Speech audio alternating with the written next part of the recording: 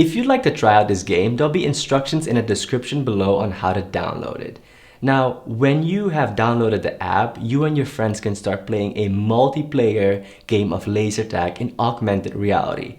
Now, before you can play, it is important to synchronize all devices that will actually partake in the game.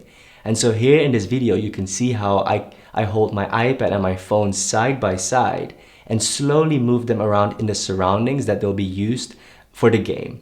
This is to really synchronize them and to ensure that the devices have a shared understanding of the environment. Now, once these devices have been properly synchronized, you'll see a message that, the game is now ready to start, and you'll see each player having their own orb in front of the device. This means that your current device is aware of the other devices.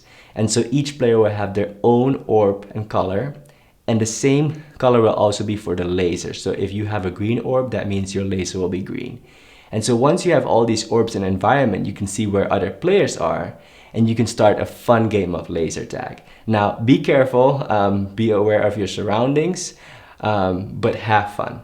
Now, if you want to see how I made this game, feel free to leave a comment below and I'll do a follow-up video.